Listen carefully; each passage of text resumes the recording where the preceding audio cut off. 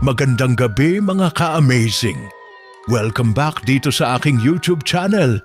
Ako ang inyong tagapagkwento mula sa Amazing AI TV Fusion and Tagalog Stories, kung saan ang mga lihim, kababalaghan at katatakutan ay binubuhay sa mga kwento.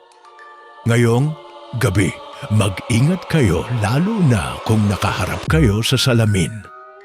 Dahil ang kwentong ito ay base sa isang alamat mula sa kabundukan ng Benguet. Sabi nila, huwag kang titingin sa salamin kapag 10 oras ng gabi, lalo na kung nasa lugar ka na hindi mo kabisado. Baka hindi mo alam, ang salamin ay hindi na basta refleksyon, kundi portal na pala. Kaya mga ka-amazing, humanda na kayo. Sisimulan na natin ang kwento sa likod ng salamin.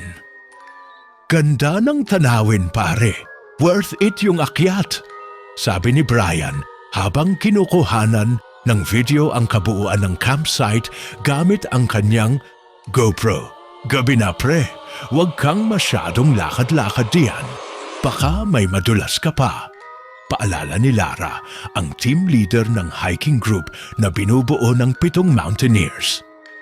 Nasa tuktok sila ng Mantis Tinglawan, isang bundok sa Benguet na kilala sa mga lokal hindi lang dahil sa ganda nito, kundi sa mga kwento ng kababalaghan. Ngunit gaya ng ibang kabataan, ayaw nila patulan ng mga pamahiin. Kasama sa grupo sina Brian, Lara, Migs, ang laging may dalang drone. Ella, ang tahimik pero laging may sketchpad. Carlo, ang laging may jokes. Dian, ang adventurous pero may takot sa dilim. At Ronald, ang vlogger na may libo-libong followers. Si Ronald ang nag-imbita sa lahat para sa isang overnight hiking vlog na Extreme Midnight Mountaineering Challenge. Habang abala ang iba sa paghahanda ng tent. At pagkain lumayo si Ronald, kailangan ko ng perfect na shot para sa thumbnail, bulong niya. Huminto siya sa tabi ng isang kakaibang batong may patag na ibabaw na tila kinis ng salamin. Pinunasan niya ito gamit ang panyo at laking gulat niya. Salamin nga.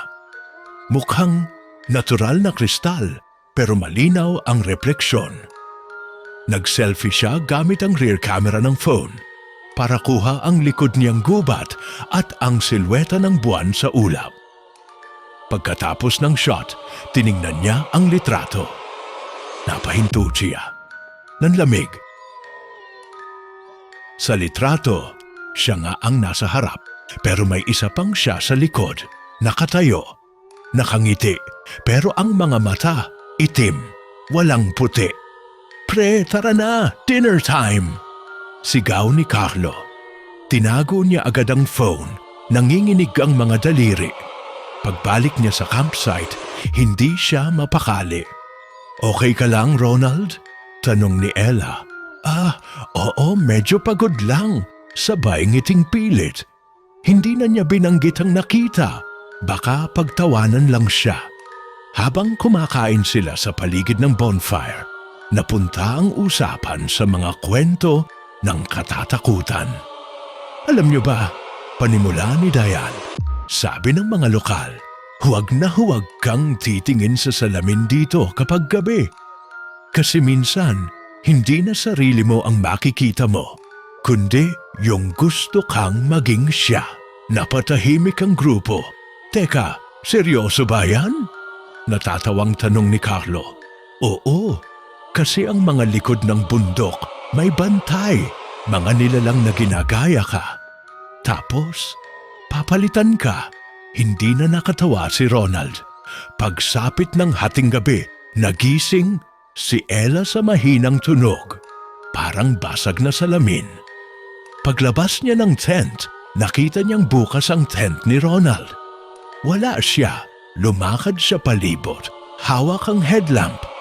Tumigil siya sa may batong salamin. Ronald? Tawag niya, walang sagot. Sa Taikkia, Salamin nakita niya ang sarili, pero ilang segundo lang napansin niyang hindi na siya gumagalaw sa refleksyon. Napaatras siya ang refleksyon niya. Ngumiti. Hindi ngiti ng masaya, kundi ng isang nilalang na matagal nang nagmamasid sa kabila.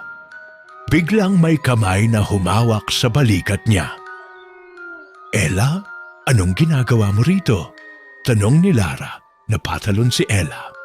Si Ronald wala sa tent niya. Tapos, paglingon nila muli sa salamin, normal na ito. Wala na ang refleksyon, para lang ordinaryong bato. Kinabukasan, hindi pa rin nila makita si Ronald Bont pero may narinig si Brian na notification mula sa drone camera. Guys, may na-record kagabi. Tingnan nyo to. Pinanood nila ang footage. Mula sa itaas ng drone, nakita nilang si Ronald ay nakatayo sa gitna ng kagubatan, malapit sa salamin. Biglang may dumaan sa likod niya. Eksaktong Ronald din ang itsura. At nang humarap ito sa kamera, itim ang mata. Hindi to edited? Tanong ni Carlo habang paulit-ulit ang pag-play ng drone footage. Hindi. Naka-auto-record yan kapag may movement. Wala akong ginalaw, sagot ni Mix. Bakas ang kaba sa boses. Tahimik ang grupo habang pinapanood ang huling bahagi ng video, kung saan unti-unting napalingon si Ronald sa likod ng sarili niya bago tuluyang nag-black ang screen. Dapat bumaba na tayo, biglang sabi ni Diane. Hindi ito normal. Baka kung anong masamang nangyari kay Ronald. Hindi natin siya pwedeng iwan, sabat ni Lara. Baka nadulas lang siya o naligaw. Umaga na rin. Maghahanap tayo. Pero bago sila makalakad, dumating si Ella, takot na takot. Nakita ko siya, nanginginig ang tinig niya. Si Ronald, nakatayo lang sa gilid ng campsite. Pero, iba na siya. Hindi siya umiimik. Nakatingin lang. Sabay-sabay silang tumingin sa direksyon na tinuro niya. Wala. Ella, sigurado ka ba? Tanong ni Lara. May dala akong sketchpad. Hindi ako nagbibiro. Sabay bukas ng papel. Ipinakita niya ang drawing. Larawan ni Ronald. Pero may mga bitak. Ang balat at ang mata. Walang puti. Kung totoo to, ano na yung kasama natin kahapon? Tanong ni Brian. Biglang may lumabas mula sa gubat. Si Ronald. Uy guys, anong problema? Bakit parang may lamay dito? Tanong niya. Nakangiti. Tahimik ang lahat. Anong nangyari sa'yo kagabi? Tanong ni Carlo. Wala naman. Napahaba lang ang ihi ko. Sabay tawa ni Ronald. Bakit wala ka sa footage ng drone buong gabi? Tanong ni Mix. Napahinto si Ronald. Ngumiti. Siguro hindi lang ako nakita. May nakita kaming isa pang ikaw, Ronald. Isang ikaw na may itim na mata, sabat ni Ella. Napatingin si Ronald kay Ella. Siguro, imagination mo lang. Yan, Ella. Napatras si Ella. Hindi kita pinaniniwalaan. Hindi ikaw yan. Si Ronald, napailing. Bakit ganyan kayo? Ako to, Ronald, kaibigan nyo. Dahan-dahan siyang lumapit. Pero habang papalapit siya, naramdaman ni Lara ang kakaiba. Ang mga yabag ni Ronald walang tunog. Parang hindi humahakbang sa lupa. Wala kang anino. Bulong ni Lara. Tumigil si Ronald. Hindi niyo dapat to. Nalaman. Bigla siyang tumingala. Ang mga mata naging ganap na itim. Mabilis siyang sumugod. Nagsigawan ang lahat. Naglabas si Brian ng itak mula sa hiking bag at itinulak si Ronald. Pero nang tamaan ito, wala. Dumaan lang sa hangin.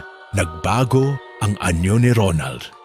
Naging mas matangkad, payat, nangingitim ang balat at ang bunganga, humaba ang ngiti hanggang tainga. Walang takas sa salamin. Sabi nito sa tinig na parang durog na salamin ang tunog. Tumakbo Ang grupo palayo. Pero pagdating nila sa gilid ng bundok, isang bagay ang nagpatigil sa kanila. May isa pang campsite, eksaktong gaya ng kanila. May 7 tent, may bonfire na parang bagong sindir. May 7 katao sa paligid nito, mga mukha nila. Pero lahat ng sila doon, nakangiti at itim ang mga mata. Anong klaseng lugar to? Pulong ni Diane. Hindi na tayo sa realidad. Nasa loob na tayo ng salamin, sabi ni Ella. Paano tayo makakabalik? Tanong ni Mix. Napatingin sila kay Ella. Inilabas niya ang sketchpad. Nasa likod nito, may nakasulat, 1 tula sa baybayin.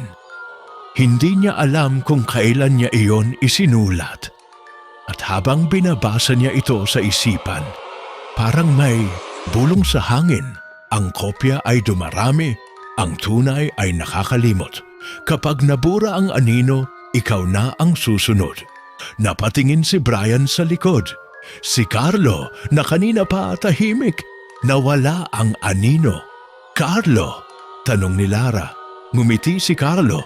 Kanina pa ako nilalamig. Hindi ko lang alam kung ako pa ato.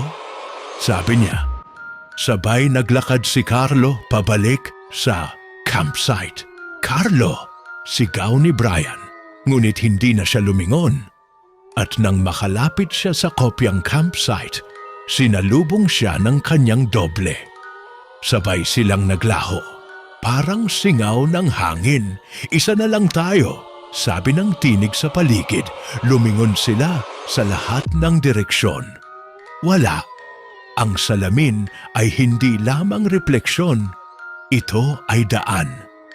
Kaming mga taga-kabilang mundo, matagal nang nakamasid.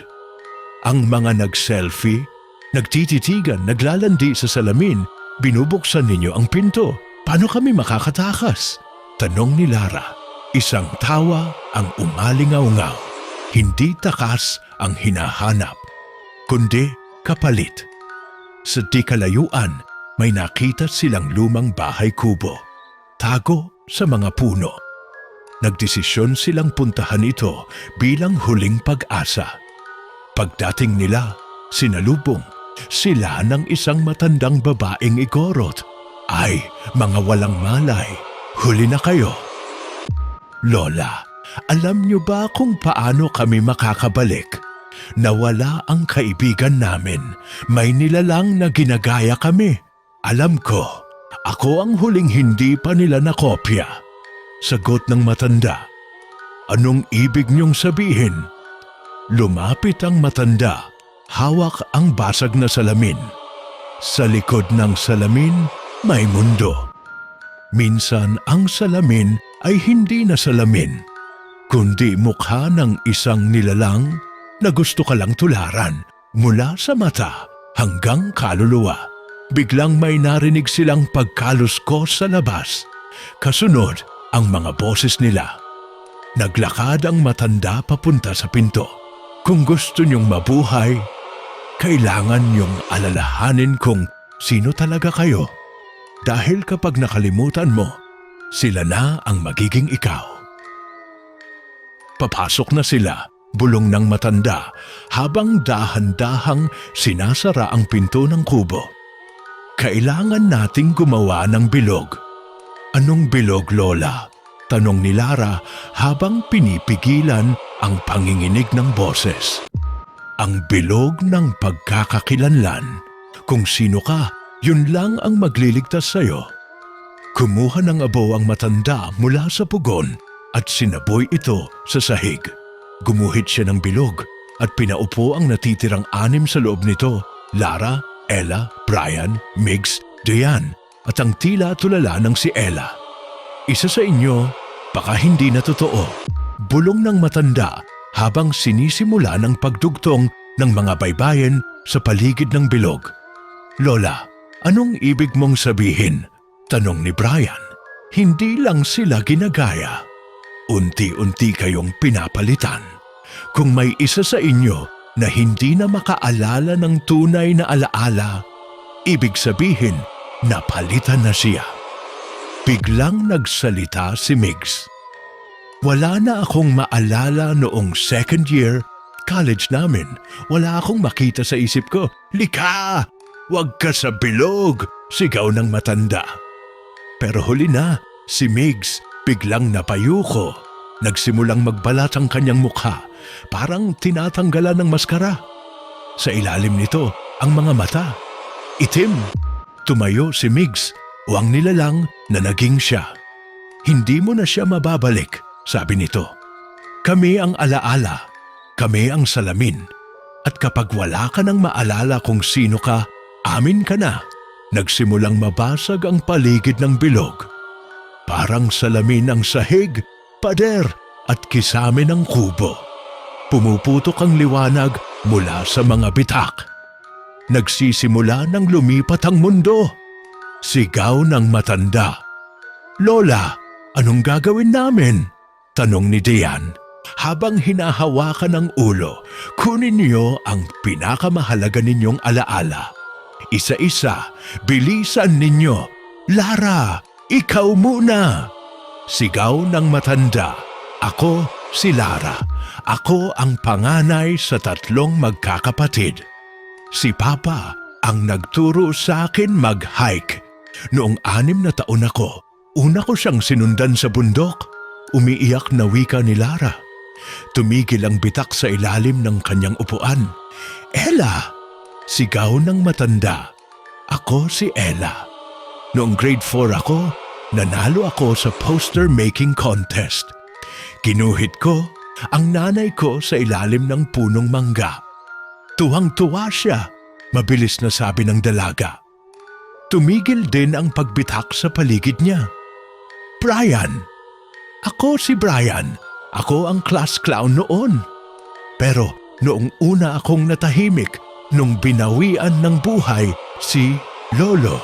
Siya ang nagturo sa akin mag-journal. Halos pasigaw niyang sinabi, ang ilaw sa itaas nila bumalik sa normal. Dian. Ako si Dian. Ako yung laging takot sa dilim pero nagsisiga ng apoy kapag camping. Kasi ayokong maramdaman ng ibang kasama ko yung takot ko. Kinakain yun ng dilim. Tumahimik ang paligid. Si matanda lumapit kay Ella. Ikaw na lang ang hindi nagsasalita. Pero si Ella nakatungo lang. Hindi siya umiiyak. Hindi siya gumagalaw. Ella? Tanong ni Lara. Dahan-dahang tumingin si Ella. Ngunit hindi iyon si Ella. Magaling kayong magtago, bulong niya. Pero isa-isa kayong mauubos. Tumayo ito. Ang mata pulang itim. Ang buhok unti-unting humaba at naging parang usok. Ang katawan parang usok na may hugis tao. Hinila siya ng matanda palabas ng bilog at binigkas ang baybayin sa salamin. Balik sa kabilang mukha, kung hindi tunay, huwag kang tumira. Isang nakabibinging huni ang lumabas sa bibig ni Ella. At unti-unting naglaho ang katawan niya, para bang sinipsip ng liwanag ng salamin. Wala na si Ella. Ang natirang sketchpad niya bumagsak sa gitna ng bilog. Isa na lang kayong tunay na 6, sabi ng matanda. Pero hindi pa ito tapos. Anong ibig niyong sabihin, Lola? Tanong ni Brian, habol hininga. Ang mundo ng mga salamin hindi lang nakapaloob sa salamin. Nasa loob niyo na rin sila. At kung hindi niyo mahahanap ang pinanggalingan nila, tuluyan kayong malulunod sa pagkopya. Paano namin malalaman kung saan galing yon? Tanong ni Dian. Tanging sa pinakamataas na bato ng bundok. Doon, unang nabiyak ang salamin. Doon sila unang nakalabas. Met, tenglawan, bulong ni Lara. Sa pinakatuktok, may nakita akong malaking batong parang kristal. Yun siguro. Kung aakyat kayo, dapat ngayon na. Bago pa kayo tuluyang mawala ng sarili, sabi ng matanda habang iniaabot ang isang piraso ng basag na salamin. Dalhin ninyo ito kapag nagdududa kayo sa katabi niyo. Tingnan mo siya rito. Dahil ang salamin na ito hindi basta nagpapakita ng anyo, kundi ng katotohanan. Habang paakyat sa tuktok ng bundok, tahimik ang lahat. Walang nagsasalita. Bawat hakbang may ingay ng hangin na parang may bumubulong. Sa gitna ng daan huminto si Diane. May naririnig pa kayo? Anong naririnig? Tanong ni Brian. Parang tinig ni Ella. Tinuturo niya raw ang daan, sabi niya habang nakatitig sa isang trail sa kaliwa. Hindi! Dito ang daan, giit ni Lara, sabay turo sa kanan. Nagkatinginan silang tatlo. Bakit? Parang hindi ko kayo makilala, bulong ni Brian. Parang hindi ko maalala kung paano tayo naging magkakaibigan. Kinuha ni Lara ang piraso ng salamin mula sa bulsa. Tiningnan niya si Diane, walang refleksyon. Hindi ka si Diane. Ngumiti ang babae sa harap nila. Dahan-dahang nagpalit ng anyo. Naging kabuuang usok, sumingit sa hangin at nawala. 4 na lang tayo, bulong ni Brian. Wala nang salita. Tuloy-tuloy silang umakyat hanggang makarating sa tuktok ng Imtos Tinglawan. Sa gitna ng taluktok, naroon ang batong salamin. Malaki, malinaw at gumagalaw ang liwanag sa loob nito. Para bang may mga nilalang na nakakulob. Isang kamay ang lumabas sa ibabaw ng salamin. Kasunod nito ang katawan ni Ronald. Bumalik kayo, bulong niya. Dito kayo nababagay. Hindi nyo kayang mabuhay sa labas kung hindi nyo alam kung sino kayo. Hindi ka si Ronald, sigaw ni Lara. Pero si Ronald ay nagpakita ng iba't ibang anyo. Maging siya, maging si Ella, si Carlo, si Diane, si Mix, lahat ng pwedeng maging ikaw. Ako. Lumapit si Brian, hawak ang piraso ng salamin. Hinarap niya ang malaking kristal at sa loob nito nakita niya ang sarili niya. Nakatayo, nakangiti, pero ang sarili niyang refleksyon, umiiyak. Bakit ako umiiyak? Bulong ni Brian habang nakatitig sa refleksyon niya sa loob ng salamin. Dahil yan ang tunay mong sarili, sabi ng tinig mula sa loob. At ikaw ngayon, isang takot na bersyon na lang. Hinawakan ni Lara ang balikat ni Brian. Brian, kung may duda ka na, sabihin mo sa amin. Hindi. Ako pa rin to. Ako pa rin si Brian. Naalala ko pa lahat ng kwento natin, lahat ng camping, yung unang beses kong na-in love. Sa'yo. Napatingin si Lara pero hindi siya ngumiti. Hindi ikaw ang una kong sinabi niyan. Napalingon si Brian. Sa likod ng salamin may isa pang Brian. Nakatayo, tahimik. Pero ang mga mata may luha. Ako ang totoo. Siya ang pinalit, bulong ng Brian sa loob. Biglang lumapit ang Brian sa labas. Ang hawak niyang piraso ng salamin, nahulog, bumagsak sa lupa at nabasag. Tama na, sabi niya. Pagod na ako sa pagdududa. Mas mabuti pang mawala na lang ako. Ngumiti ang anyo niya at sa isang iglap, sinipsip siya ng batong salamin. Ang natitirang si Brian, ang umiiyak, sa loob, naiwang nakatingin mula sa kabila ng kristal. Lara at Ella na lang ang natira. Napasigaw si Lara. Ayoko na! Ayoko nang mawala pa! Huwag kang bibitaw, bulong ni Ella habang hawak ang kanyang kamay. 2 na lang tayo at isa lang sa atin ang makakabalik. Nilingon ni Lara si Ella.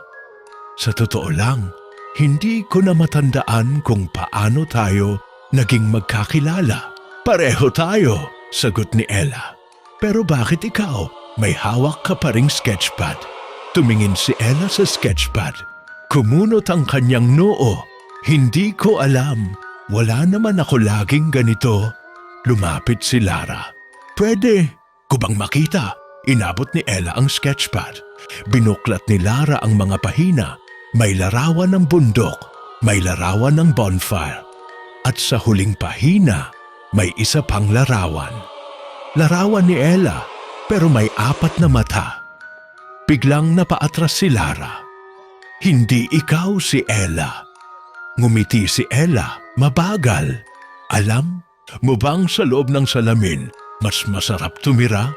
Walang sakit, walang pagod, wala ring nakakaalala. Nagbago ang anyo ni Ella. Naging anino, naging ulap, naging maraming mukha ng mga taong nawala sa kanila. Gusto mong malaman kung sino ka, Lara? Lumapit ka sa bato. Tingnan mo ang sarili mo. Lumapit si Lara sa kristal. Tumitig siya. At sa loob, walang Lara, wala siyang refleksyon. Wala siyang makitang sarili. Biglang lumiwanag ang buong bundok. Ang mga ulap sa paligid nagsimulang bumalot sa paligid ng batong salamin. Lumabas ang matandang igorot mula sa lilim ng mga puno. Bit-bit ang isang itim na palayok. Hindi kanya mahanap dahil hindi ka galing sa salamin, sabi ng matanda. Ano pong ibig ninyong sabihin? Tanong ni Lara, takot at nalilito. Hindi mo sila kasama nung simula pa lang. Sumunod ka lang sa grupo. Pero hindi mo maalala. Dahil hindi ka isa sa kanila. Isa kang tagabantay. Tagabantay? May mga nilalang na hindi galing sa salamin. Pero nilikha para pigilan ito. Isa ka sa kanila. Binigyan ka ng anyo, ng alaala, ng damdamin. Pero ang totoo, hindi ka galing sa mundo nila. Kung ganon, hindi rin ako tao? Hindi. Pero ikaw lang ang kayang magtapos ng siklo. Paano? Tumingin ka sa loob ng salamin at sabihin kung sino ka. Lumapit si Lara sa salamin. Hawak ang pirasong salamin na iniabot muli ng matanda. Ako, si Lara, ako ang alaala ng mga nawala. Ako ang gunita ng mga hindi natapos. Ako ang anino ng liwanag. Ako ang tagabantay. Nagsimulang umingay ang buong bundok. Ang salamin naglalabas ng tunog ng mga basag na pangalan. Ang mga refleksyon unti-unting naglaho sa loob nito. Ang anyo ni Ella sumigaw. Hindi pa tapos. May natitira pa sa inyo. Ang orihinal na Ronald. Nasa loob pa rin. Nandoon pa rin ang puso ng salamin. Naglakad si Lara palapit sa batong salamin. Hinawakan niya ito. At sa loob nakita niya ang unang Ronald. Nakatayo, nakapikit. Hawak ang isang maliit na salamin. Pinuksan ni Lara ang sketchpad ni Ella. Isinulat niya ang mga baybayin ng pangalang Ronald gamit ang dugo mula sa kanyang daliri. R-O-N-A-L-D nagliyab. Ang salamin, nagputok ang liwanag. Ang bundok yumanig, ang hangin parang umiyak. Isang sigaw ang narinig mula sa loob ng kristal, tama na. Sa isang iglap, nagdilim ang lahat. Pagmulat ni Lara, wala na ang bato, wala na si Ella, wala na ang matanda. Nasa paanan na siya ng bundok, mag-isa. Pero sa kanyang kamay, hawak pa rin niya ang sketchpad. At sa unang pahina nito, may nakasulat. Ang mga salamin ay mata ng gunita. Huwag mong kalimutang sino ka.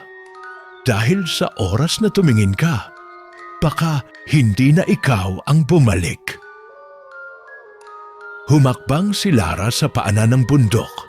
Dama ang malamig na simoy ng hangin sa kanyang batok. Tahimik ang buong paligid.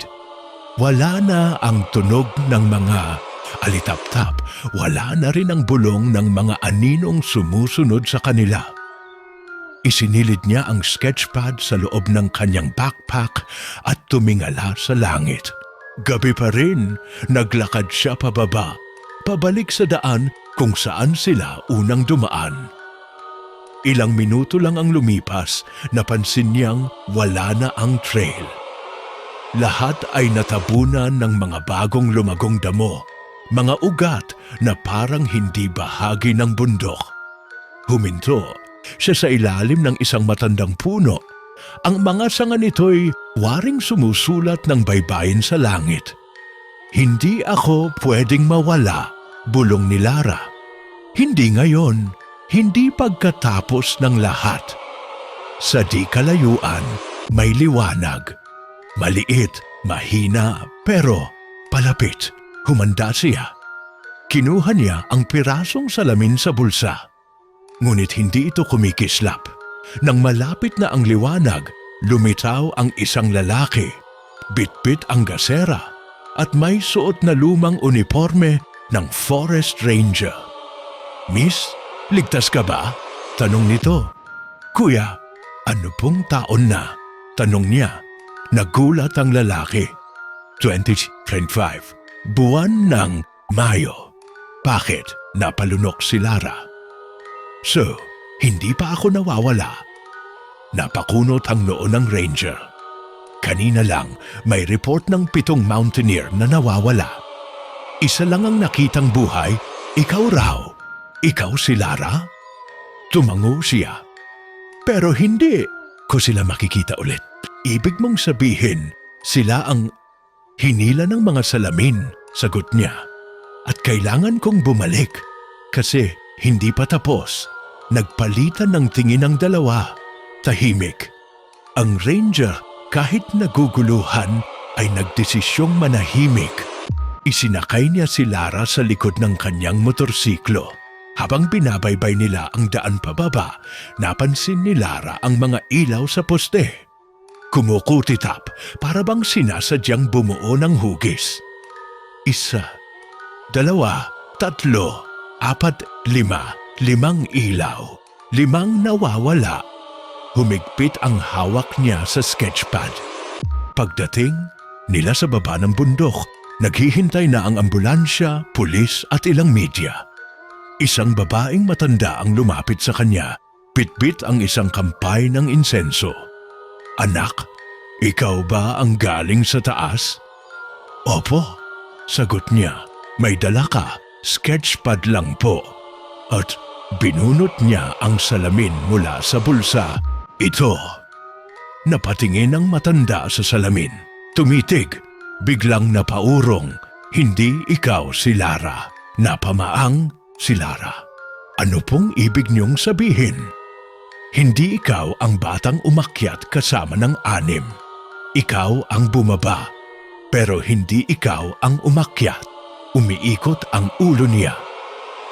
"Lola, ako po si Lara. Ako ang panganay. Ako ang..." "Hindi." Putol ng matanda. "Ikaw ang salamin na iniwan. Ikaw ang refleksyon na tinanggihan." Hindi totoo yan." Isang sigaw ang umalingaw-ngaw sa paligid. Mula sa sketchpad, lumabas ang isang anino, hugis babae, nakabonet at may itim na mata. "Siya ang hindi nagbalik," sigaw ng anino. Nagkagulo ang mga tao. Ang mga pulis nagtutok ng baril pero naglaho ang anino sa hangin. Napaupo si Lara sa semento. Nilabas niya ang sketchpad. Pinuklat muli. Sa pinakagitna ng pahina, may bagong iginuhit. Ang mukha niya nakangiti. Pero sa mata may mga titik. "Salamin, kung hindi ako si Lara, sino ako?" Bulong niya. Napansin niyang may bagong sulat sa huling pahina ng sketchpad. Hindi niya iyon isinulat. Sa bawat refleksyon na nawawala, may isang nalilimot. At sa bawat nalilimot, may isang nililikha. Ikaw ang alaala ng isang larawang hindi na maalala. Tumulo ang luha sa mata ni Lara. Hindi niya alam kung dapat ba siyang malungkot o matakot. Sa dulo ng kalsada, isang bata ang lumapit. Walang saplot sa paa, putik-putik ang damit, at may dalang sirang salamin sa kamay. "Miss," sabi ng bata, "pwede pong sa inyo na lang to."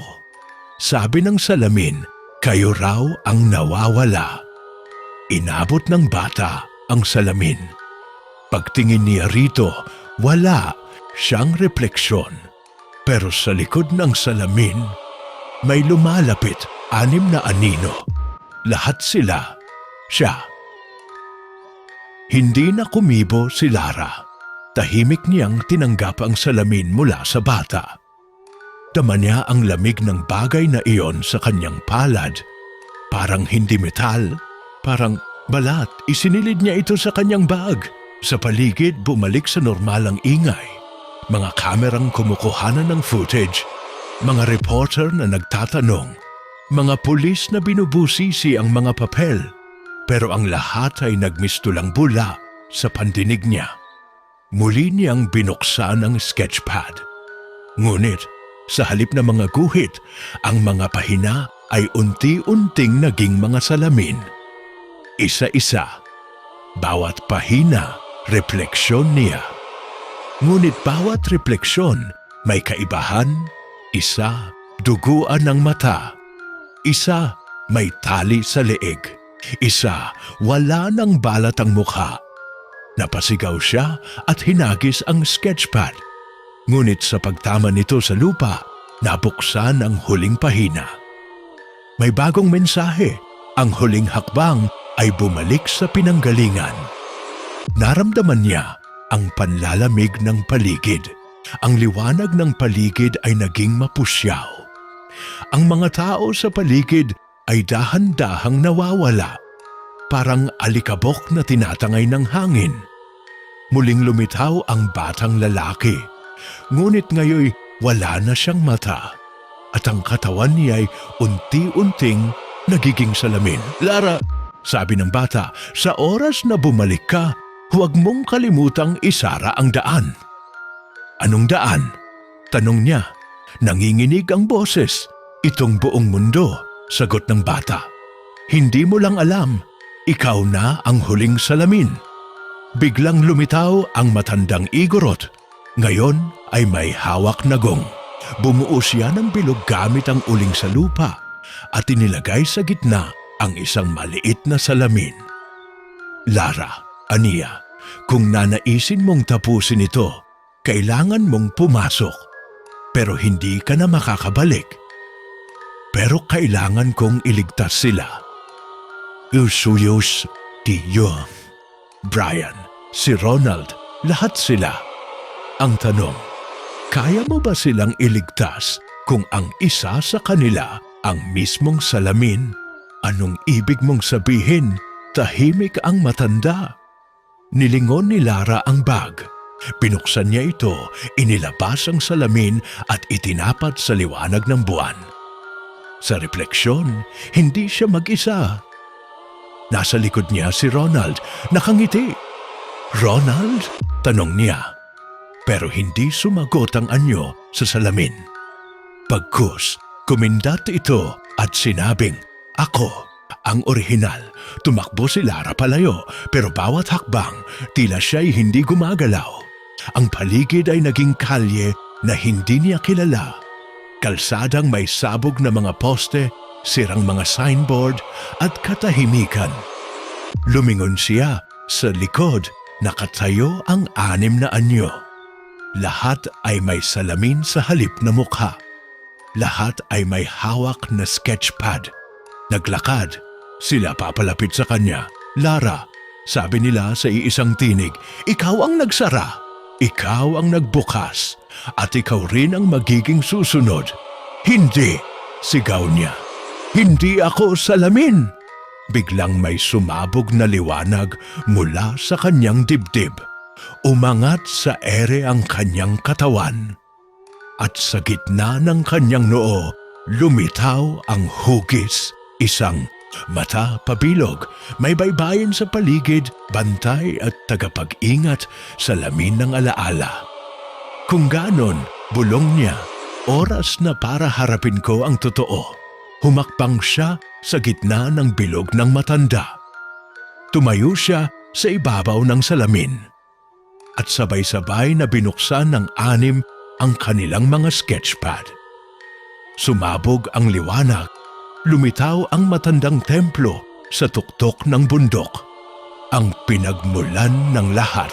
Mga anino, mga multo, at mga refleksyon ang dumagsa sa paligid. At sa gitna ng lahat, isang malaking salamin. 2 ulit ng kanyang mukha ang naroon.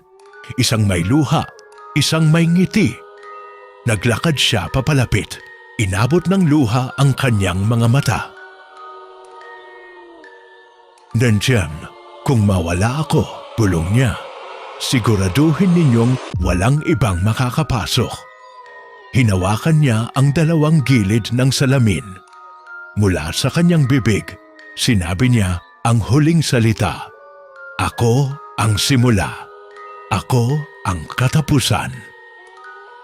Pagkahawak ni Lara sa 2 gilid ng salamin, naramdaman niyang tila kinukuryente ang buong katawan niya.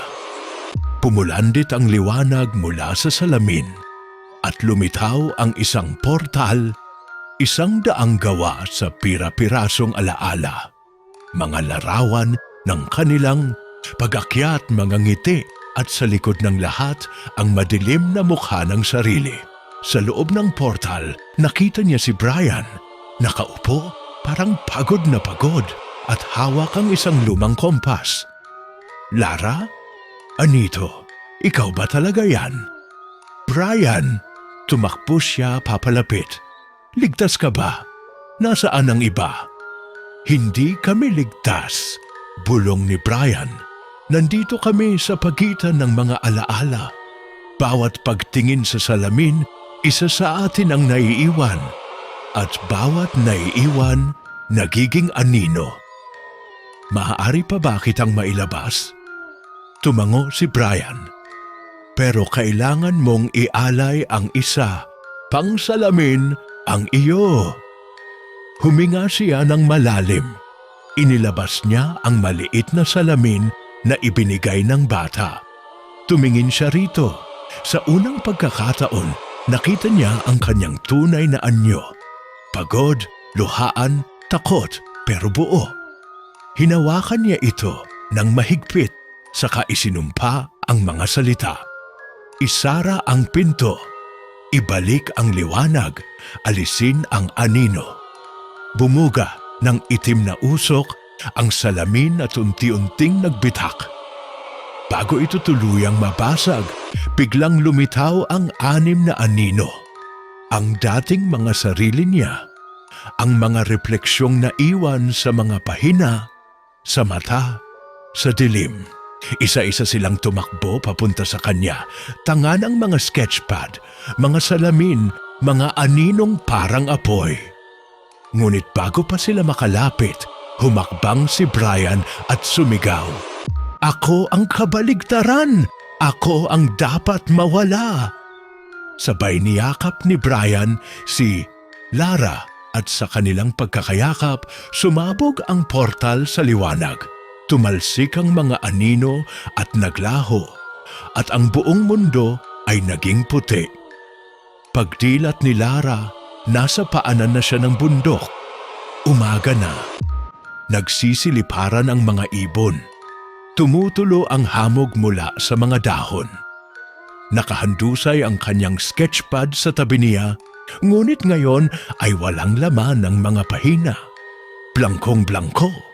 Tumayo siya, nilingon ang paligid. Brian? Sigaw niya. Walang tugon. Ngunit sa dulo ng bangin, may nakaukit sa isang bato. Ligtas ka na, Lara. Umupo siya at napangiti. Sa huling pagkakataon, pinuksan niya ang salamin. Wala na ang anino. Siya na lang, tunay, buo. At sa unang pagkakataon, hindi na siya natakot sa sarili niyang refleksyon. At diyan na nagtatapos ang ating kwento, mga ka-amazing. Maraming salamat sa pagsama at pakikinig sa ating nakakakilabot na kwento ngayong gabi. Huwag niyong kalimutang i-like, i-share, i-comment at mag-subscribe dito sa YouTube channel ng Amazing AI TV Fusion and Tagalog Stories. Ako ang inyong tagapagkwento at hanggang sa susunod nating kakatakutan, mga ka-amazing. Paalam!